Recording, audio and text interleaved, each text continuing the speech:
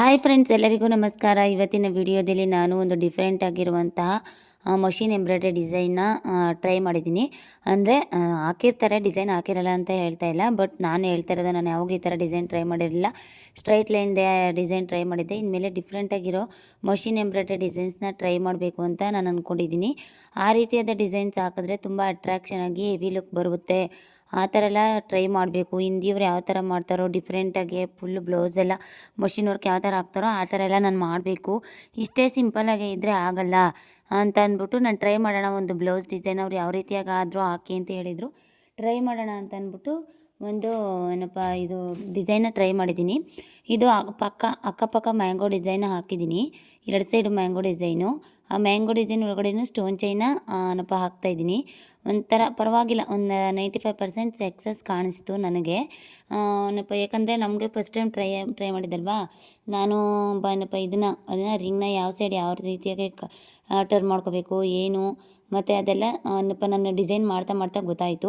ಯಾಕಂದರೆ first time ಮಾಡಿದಾಗ ನಾವು ರಿಂಗ್ನ ಆ ಶೇಪ್ಗೆ ಯಾವ ರೀತಿಯಾಗಿ ತಿರುಗಿಸ್ಕೋಬೇಕು ಅನ್ನೋದು ನಮ್ಮ ಎಕ್ಸ್ಪೀರಿಯೆನ್ಸಲ್ಲಿ ಆಗುತ್ತೆ ಹೊರತು ಯಾವುದೇ ಕಾರಣಕ್ಕೂ ಮುಂಚಿತವಾಗಿ ಗೊತ್ತಾಗಲ್ಲ. ತುಂಬ ಜನ ಫಿನಿಶಿಂಗ್ ಬರ್ತಾಯಿಲ್ಲ ಮೇಡಮ್, ಫಿನಿಶಿಂಗ್ ಬರ್ತಾಯಿಲ್ಲ ಅಂತ ತುಂಬ ಜನ ಕೇಳ್ತೀರಾ. ಒಂದು ಮಾತ್ರ ನಾನು ಹೇಳೋಕ್ಕೆ ಇಷ್ಟಪಡ್ತೀನಿ ಅಂದರೆ, ನೀವು ಯಾವುದೇ ಕಾರಣಕ್ಕೂ ಏನು ಅಂದರೆ ಇದು ನೀವು ರಿಂಗ್ನ ಮೂಮೆಂಟ್ ಮಾಡೋದನ್ನ ನೀಟಾಗಿ ಕಲೀಲಿಲ್ಲ ಅಂತಂದರೆ ಬ್ಲೌಸ್ ಫಿನಿಶಿಂಗ್ ಅನ್ನೋದು ಅಷ್ಟು ನೀಟಾಗಿ ಬರಲ್ಲ. ರಿಂಗ್ನ ನೀವು ಎಷ್ಟು ನೀಟಾಗಿ ರೊಟೇಟ್ ಮಾಡ್ತೀರೋ, ನೀವು ರಿಂಗ್ನ ಯಾವ ರೀತಿಯಾಗಿ ಹ್ಯಾಂಡ್ಲು ಮಾಡ್ತೀರೋ ಅದ್ರ ಮೇಲೆ ಡಿಪೆಂಡ್ ಆಗುತ್ತೆ ನಿಮ್ಮ ಡಿಸೈನು ಫಿನಿಶಿಂಗ್ ಅನ್ನೋದು ಬರೋದು. ಮಿಷಿನ್ನು ನೀವು ಯೂಸ್ ಮಾಡೋ ಥರನೇ ಮಿಷಿನ್ ಯೂಸ್ ಮಾಡ್ತಾಯಿದ್ದೀವಿ, ಸೇಮ್ ಮಿಷಿನ್ನೇ. ಆದರೂ ನಮಗೆ ಫಿನಿಶಿಂಗ್ ಅನ್ನೋದು ಬರ್ತಾಯಿಲ್ಲ ಅಂತ ನೀವು ಹೇಳ್ಬೋದು. ಬಟ್ ಆದರೆ ಅದು ಫಿನಿಶಿಂಗ್ ಅನ್ನೋದು ಬರ್ತಾಯಿಲ್ಲ ಅಂತಂದರೆ ನೀವು ರಿಂಗ್ನ ಈಸಿಯಾಗಿ ಹ್ಯಾಂಡ್ಲು ಮಾಡ್ತಾಯಿಲ್ಲ ಅಂತ ಅರ್ಥ. ಓಕೆನಾ. ನೀವು ರಿಂಗ್ನ ಈಸಿಯಾಗಿ ಹ್ಯಾಂಡ್ಲು ಮಾಡಬೇಕು.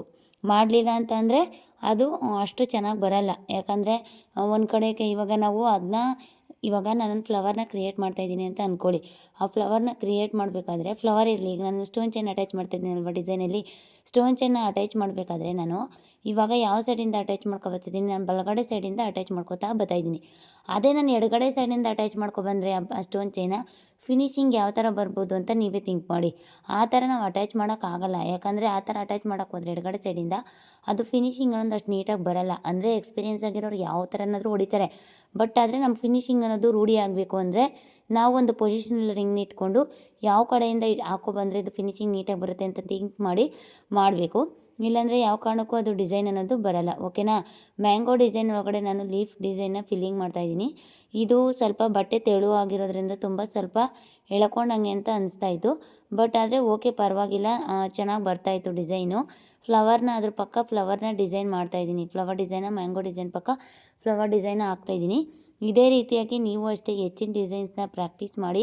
ಮತ್ತು ಹೆಚ್ಚಿನ ಪ್ರಾಕ್ಟೀಸ್ ಮಾಡಿದಷ್ಟು ನಿಮಗೆ ಎಕ್ಸ್ಪೀರಿಯೆನ್ಸ್ ಅನ್ನೋದು ಆಗುತ್ತೆ. ಇಲ್ಲಾಂದರೆ ಎಕ್ಸ್ಪೀರಿಯೆನ್ಸ್ ಅನ್ನೋದು ಆಗಲ್ಲ. ಓಕೆನಾ. ಈ ರೀತಿಯಾಗಿ ಡಿಸೈನ್ಸ್ನ ನೀವು ಕಲಿಬೇಕು ಅಂತಂದರೆ ನಮ್ಮ ಚಾನಲ್ನ ಸಬ್ಸ್ಕ್ರೈಬ್ ಮಾಡ್ಕೊಳ್ಳಿ. ನಮಗೆ ಏನು ತಿಳಿದಿದೆಯೋ ಅಷ್ಟು ವಿಚಾರಗಳನ್ನ ನಾವು ನಿಮಗೆ ತಿಳಿಸ್ಕೊಡ್ತೀವಿ. ಯಾಕಂದರೆ ನಮಗೇನು ಗೊತ್ತಿರುತ್ತೋ ಅದನ್ನು ತಿಳಿಸ್ಕೊಡ್ತೀವಿ. ಒಬ್ಬೊಬ್ರಿಗೂ ಒಂದೊಂದು ಥರ ಎಕ್ಸ್ಪೀರಿಯೆನ್ಸ್ ಆಗಿರುತ್ತೆ. ಅವ್ರ ಎಕ್ಸ್ಪೀರಿಯೆನ್ಸ್ ಅವರು ಶೇರ್ ಮಾಡ್ತಾಯಿರ್ತಾರೆ. ನಮಗಾಗಿರೋ ಎಕ್ಸ್ಪೀರಿಯೆನ್ಸ್ನ ನಾನು ಶೇರ್ ಮಾಡ್ತಾಯಿದ್ದೀನಿ. ಓಕೆನಾ. ನೋಡಿ, ಇವಾಗ ಒಂಥರ ಆಫ್ ಲೀಫ್ ಡಿಸೈನ್ನ ನಾನು ಫಿಲ್ಲಿಂಗ್ ಕೊಡ್ತಾಯಿದ್ದೆ. ಬಟ್ ಅಲ್ಲಿ ರಿಂಗು ಸ್ವಲ್ಪ ತಗೊಳಕೊಂಡಂಗೆ ಅನಿಸ್ತಾಯಿತ್ತು. ಪೊಸಿಷನಲ್ಲಿ ಅಷ್ಟು ನೀಟಾಗಿ ಆ ಪೊಸಿಷನಲ್ಲಿ ಅಷ್ಟು ನೀಟಾಗಿ ಆ ಲೀಫ್ ಡಿಸೈನು ಫಿಲ್ಲಿಂಗ್ ಅನ್ನೋದು ಚೆನ್ನಾಗಿ ಬರ್ತಾ ಇರಲಿಲ್ಲ. ಅದಕ್ಕೋಸ್ಕರ ನಾನು ಏನು ಮಾಡಿದೆ ಅಂತಂದರೆ ಬೇರೆ ಥರ ಪೊಸಿಷನ್ನ ಚೇಂಜ್ ಮಾಡಿಕೊಂಡೆ. ನಾವು ಮಾಡಬೇಕಾದ್ರೆ ಅದು ನಾನು ಹೇಳಿಲ್ವಾ, ಪೊಸಿಷನ್ ಯಾವ ಥರ ಇಟ್ಕೊಂಡಿರ್ತೀವೋ ಅದ್ರ ಮೇಲೆ ಡಿಪೆಂಡ್ ಆಗುತ್ತೆ. ಆ ರೀತಿಯಾಗಿ ಅದು ಡಿಸೈನು ಚೆನ್ನಾಗಿ ಬರುತ್ತೆ. ಓಕೆನಾ. ಇನ್ನೂ ನಾನು ಹೆಚ್ಚು ಗ್ರ್ಯಾಂಡಾಗಿ ಡಿಸೈನ್ ಹಾಕೋದನ್ನ ಮಾಡಬೇಕು, ಕಸ್ಟಮರ್ಗೆ ಹಾಕ್ಕೊಡ್ಬೇಕು. ಮತ್ತು ನಾನು ಇನ್ನೂ ಹೆಚ್ಚಿನ ಕಲಿಬೇಕು ಅನ್ನೋದು ಆಸಕ್ತಿ ನನಗಿದೆ. ಯಾಕಂದರೆ ಎಷ್ಟು ಡಿಸೈನ್ಸ್ ಮಾಡ್ತಾಯಿದ್ರು ಕೂಡ ಮಾಡ್ತಾನೇ ಇರ್ತೇವೆ ಹೊರತು ಅದರಿಂದ ನಾವು ಕಲಿಯೋದು ತುಂಬ ಇರುತ್ತೆ ಹೊರತು ಎಲ್ಲನೂ ಕಲ್ತಿದ್ದೀನಿ ಅಂತ ಪರಿಪೂರ್ಣತೆ ಯಾರಿಗೂ ಇರಲ್ಲ. ಓಕೆನಾ. ನಾವು ಎಷ್ಟು ಪ್ರಾಕ್ಟೀಸ್ ಮಾಡ್ತೀವೋ ಅಷ್ಟು ಒಳ್ಳೆಯದೇ ಈ ಫೀಲ್ಡಲ್ಲಿ. ತುಂಬ ಜನ ಮೇಡಮ್ ಡೈಲಿ ಪ್ರಾಕ್ಟೀಸ್ ಮಾಡ್ತಾಯಿದ್ದೀನಿ ಆದರೂ ನನಗೆ ಡಿಸೈನೇ ಬರ್ತಾಯಿಲ್ಲ ಅಂತ ತುಂಬ ಜನ ಹೇಳ್ಬೋದು. ಮೇಡಮ್, ನಾನು ಹೇಳೋದನ್ನ ಅರ್ಥ ಮಾಡ್ಕೊಳ್ಳಿ. ನೀವು ಯಾವ ರೀತಿಯಾಗಿ ಪ್ರಾಕ್ಟೀಸ್ ಮಾಡ್ತೀರಾ, ಹೋಗ್ತಾ ಕೈ ಹೊಡುತ್ತೆ ಹೊರತು ಡೈಲಿ ಪ್ರಾಕ್ಟೀಸ್ ಮಾಡ್ತಾಯಿದ್ದೀನಿ ಆದರೂ ಬರ್ತಾಯಿಲ್ಲ.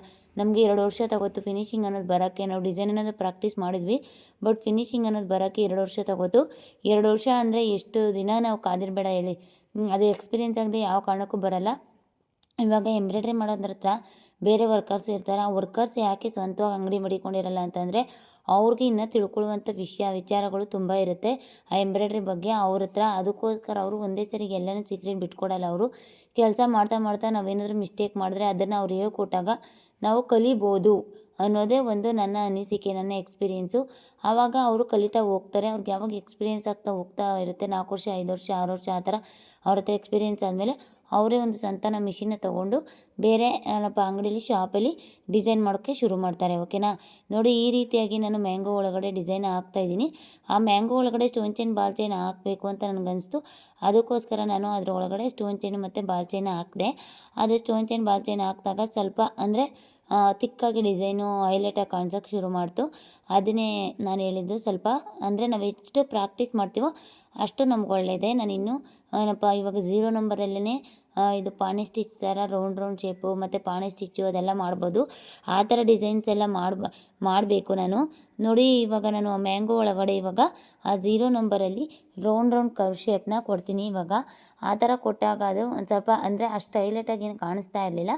ಬಟ್ ಆದರೆ ಅದರೊಳಗಡೆ ಕೊಡಬೇಕು ಅನಿಸ್ತು. ಯಾಕಂದರೆ ಖಾಲಿ ಇತ್ತಲ್ಲ ಪ್ಲೇಸು, ಅದಕ್ಕೆ ಅದರೊಳಗಡೆ ಕೊಡಬೇಕು ಅನಿಸ್ತು. ಅದಕ್ಕೆ ನಾನು ಕೊಟ್ಟೆ. ಇವಾಗ ಗೋಲ್ಡ್ ಕಲರ್ ಜರಿ ಥ್ರೆಡಲ್ಲಿ ಅದ್ರ ಮಧ್ಯೆ ಫಿಲ್ಲಿಂಗ್ ಅನ್ನೋದನ್ನ ಕೊಡ್ತಾಯಿದ್ದೀನಿ. ನೋಡಿ ಆ ರೀತಿಯಾಗಿ ನೀವು ಕೂಡ ಫಿಲ್ಲಿಂಗ್ ಅನ್ನೋದನ್ನ ಕೊಡಿ, ತುಂಬ ಚೆನ್ನಾಗಿ ಬರುತ್ತೆ ಡಿಸೈನು. ಆವಾಗ ನೀಟಾಗಿ ಕಾಣಿಸುತ್ತೆ. ಏನೋ ಒಂದು ನಿಮ್ಮ ಫ್ಯಾಷನಬಲಾಗಿ ಏನಿರುತ್ತೋ ಅದನ್ನು ಟ್ರೈ ಮಾಡ್ತಾಯಿರಿ, ಡಿಸೈನ್ ಹಾಕ್ತಾಯಿರಿ. ಫಿನಿಶಿಂಗ್ ಬರ್ತಾಯಿಲ್ಲ ಅಂತ ಕೈ ಬಿಡೋಕ್ಕೆ ಹೋಗಬೇಡಿ.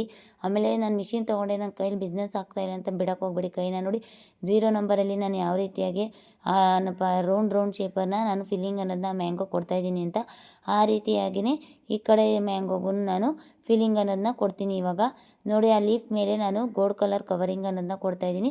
ಮತ್ತು ಅದ್ರ ಪಕ್ಕ ಒಂದು ಸ್ಮಾಲ್ ಲೀಫ್ ಡಿಸೈನ್ನ ಕೊಡ್ತಾಯಿದ್ದೀನಿ. ಆ ಸ್ಮಾಲ್ ಲೀಫ್ ಡಿಸೈನ್ನ ಕೊಟ್ಟಾಗ ಒಂದು ಸ್ವಲ್ಪ ಹೆವಿ ಲುಕ್ ಅನ್ನೋದು ಕಾಣಿಸುತ್ತೆ ಅಂತ. ನೋಡಿ ಅದು ಸ್ಮಾಲ್ ಲೀಫ್ ಡಿಸೈನ್ ಎಷ್ಟು ಚೆನ್ನಾಗಿ ಕಾಣಿಸ್ತಾ ಇದೆ ಅಂತ. ನೋಡಿ ಅಲ್ಲಿ ಲೀಫ್ ಡಿಸೈನ್ಗೆಲ್ಲ ಅಂದರೆ ಆ ಲೀಫ್ ಮೇಲೆ ಒಂದು ಕವರಿಂಗ್ ಅನ್ನೋದು ಕೊಟ್ಟಾಗ ಒಂದು ಗ್ರ್ಯಾಂಡ್ ಲುಕ್ ಅನ್ನೋದು ಕಾಣಿಸುತ್ತೆ. ಅದು ನಿಮಗೂ ಎಕ್ಸ್ಪೀರಿಯೆನ್ಸ್ ಆಗಿರುತ್ತೆ ಕಲಿತಾ ಇರೋರಿಗೆ ಯಾವ ರೀತಿಯಾಗಿ ಬರುತ್ತೆ ಅಂತ. ನೋಡಿ ಇವಾಗ ಇದೆಲ್ಲ ಆಯಿತು. ಇವಾಗ ಈ ಸೈಡು ಮ್ಯಾಂಗೋ ಡಿಸೈನ್ಗೆ ಫಿಲ್ಲಿಂಗ್ ಅನ್ನೋದನ್ನ ಕೊಟ್ಟು 0 ನಂಬರ್ ಸ್ಟಿಚ್ಚಲ್ಲಿ ನಾನು ಆ ರೀತಿಯಾಗಿ ಸರ್ಕಲ್ ಶೇಪ್ನ ನಾನು ಡ್ರಾ ಮಾಡ್ತಾಯಿದ್ದೀನಿ. ಅದು ಫಿಲ್ಲಿಂಗ್ ಆದಾಗ ತುಂಬ ಚೆನ್ನಾಗಿ ಕಾಣಿಸುತ್ತೆ ಅದು. ಆ ರೀತಿಯಾಗಿ ನೋಡಿ ಇವಾಗ ಫಿಲ್ಲಿಂಗ್ ಅನ್ನೋದು ಆಯಿತು. ಈಗ ಗೋಲ್ಡ್ ಕಲರ್ ಜರಿ ಥ್ರೆಡಲ್ಲಿ ಎಲ್ಲೆಲ್ಲಿ ಕವರಿಂಗ್ ಕೊಡಬೇಕು ಅದೆಲ್ಲ ಫಿನಿಶ್ ಆಯಿತು. ಇವಾಗ ಬಾಲ್ ಚೈನ್ನ ನಾನು ಅಟ್ಯಾಚ್ ಮಾಡ್ತಾಯಿದ್ದೀನಿ. ಆ ಮ್ಯಾಂಗೋ ಶೇಪ್ ಒಳಗಡೆ ಅಟ್ಯಾಚ್ ಮಾಡ್ತಾಯಿದ್ದೀನಿ. ಈ ರೀತಿಯಾಗಿ 3 ಇಟ್ಕೊಂಡು ಒಂದೇ ಸರಿಗೆ ಅಟ್ಯಾಚ್ ಮಾಡೋದಕ್ಕಿಂತ ಒಂದೊಂದೇ ಇಟ್ಕೊಂಡು ಅಟ್ಯಾಚ್ ಮಾಡಿ ತುಂಬ ಚೆನ್ನಾಗಿ ಬರುತ್ತೆ. ಯಾಕೆ ಅಂದರೆ ನಾವು ಒಂದೊಂದೇ ಇಟ್ಕೊಂಡು ಮಾಡಿದ್ರೆ ಫಿನಿಶಿಂಗ್ ಅನ್ನೋದು ಇನ್ನೂ ಚೆನ್ನಾಗಿ ಬರುತ್ತೆ. ಬಟ್ ನನಗೆ ಟೈಮ್ ಇಲ್ಲದ ಕಾರಣ ನಾನು 3 ಒಂದೇ ಸರಿಗೆ ಅಟ್ಯಾಚ್ ಮಾಡ್ತಾಯಿದ್ದೀನಿ. ನೀವು 3 ಒಂದೇ ಸರಿಗೆ ಅಟ್ಯಾಚ್ ಮಾಡೋಕ್ಕೆ ಹೋದರೆ ಆ ಫಿನಿಶಿಂಗ್ ಅನ್ನೋದು ಔಟ್ ಆಗಿಬಿಡುತ್ತೆ. ನಿಮಗೆ ಅದು ಅಟ್ಯಾಚ್ ಮಾಡೋಕ್ಕೆ ಹಿಂಸೆ ಆಗಿರುತ್ತೆ. ನಮಗೆ ಎಕ್ಸ್ಪೀರಿಯೆನ್ಸ್ ಆಗಿರೋದ್ರಿಂದ ನನಗೆ ಅಟ್ಯಾಚ್ ಮಾಡೋಕ್ಕೇನೋ ಅಷ್ಟು ಕಷ್ಟ ಅನಿಸಲಿಲ್ಲ, ಈಸಿನೇ ಅನಿಸ್ತು. ನೋಡಿ ಎಷ್ಟು ಚೆನ್ನಾಗಿ ಬರ್ತಾಯಿದೆ ಡಿಸೈನು ಅಂತ ತೋರಿಸ್ತೀನಿ. ನೋಡಿ ಅದು ಬ್ಯಾಕ್ ಡಿಸೈನ್ ಆ ರೀತಿಯಾಗಿ ಮಾಡಿದ್ದೀನಿ. ಇದು ಫ್ರಂಟ್ ಡಿಸೈನ್ ಈ ರೀತಿಯಾಗಿ ಬಂದಿದೆ. ಮತ್ತು ಸ್ಲೀವ್ಗೆ ಈ ಥರ ಸ್ಮಾಲ್ ಬುಟ್ಟ ಡಿಸೈನ್ನ ಕೊಟ್ಟಿದ್ದೀನಿ. ಓಕೆನಾ. ಈ ರೀತಿಯಾಗಿ ಡಿಸೈನ್ಸ್ ಎಲ್ಲ ಪ್ರಾಕ್ಟೀಸ್ ಮಾಡಿ ಕಸ್ಟಮರ್ಗೂ ಕೂಡ ಇದೇ ರೀತಿಯಾಗಿ ಡಿಸೈನ್ಸ್ನ ಹಾಕ್ಕೊಡಿ. ನಿಮ್ಮ ಎಕ್ಸ್ಪೀರಿಯೆನ್ಸ್ ಆಯ್ತಾ ನನಗಿಂತ ತುಂಬ ಚೆನ್ನಾಗಿ ಇನ್ನೂ ನೀವು ಕಲಿತೀರಾ. ಓಕೆನಾ. ಯಾರು ನಮ್ಮ ಚಾನಲ್ ನೋಡ್ತಿದ್ದೀರೋ ಅವ್ರಿಗೆಲ್ಲ ತುಂಬ ಥ್ಯಾಂಕ್ಸ್. ಇದೇ ಥರ ನಮ್ಮ ಚಾನಲ್ನ ಇಂಪ್ರೂವೈಸ್ ಮಾಡಿಕೊಡಿ. ಮತ್ತು ನೆಕ್ಸ್ಟು ನಿಮ್ಗೆ ಏನು ಕಲಿಬೇಕು ಅನಿಸುತ್ತೋ ಅದನ್ನ ಕಮೆಂಟ್ಸ್ ಬಾಕ್ಸಲ್ಲಿ ತಿಳಿಸಿ. Thank you so much all of you. Bye.